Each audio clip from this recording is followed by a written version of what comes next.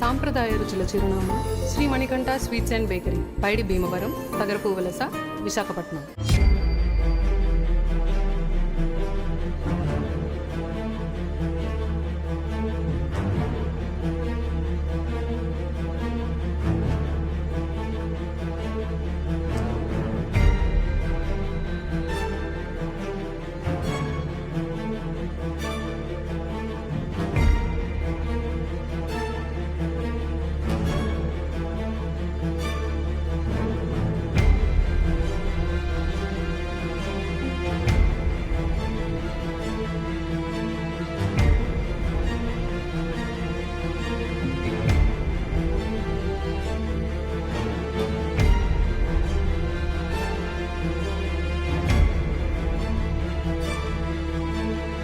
పత్రికా స్వేచ్ఛపై దాడిని ఖండించాలని పిలుపునిస్తూ విశాఖలో సాక్షి మీడియాకు చెందిన జర్నలిస్టులు ఆందోళన బాటపట్టారు.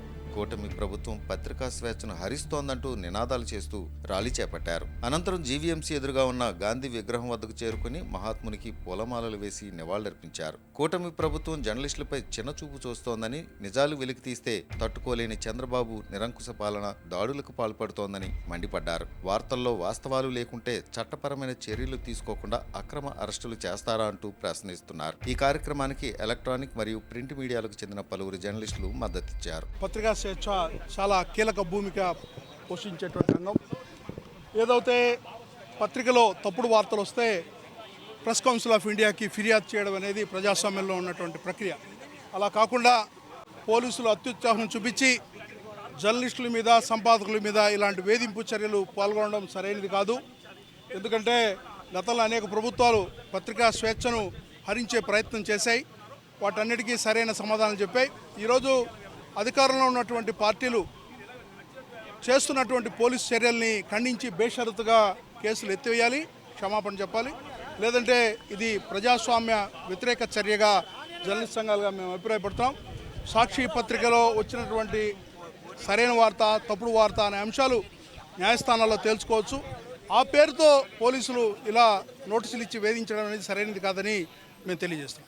ప్రజాస్వామ్యంలో పత్రికా స్వేచ్ఛ అనేది ఫోర్త్ ఎస్టేట్గా గుర్తించబడింది. అటువంటి ఫోర్త్ ఎస్టేట్ని గొంతు నొక్కి ప్రజల యొక్క వాణిని అణిచివేయాలని చెప్పి ప్రభుత్వం చూస్తుంది. ఇది సరైన పద్ధతి కాదు.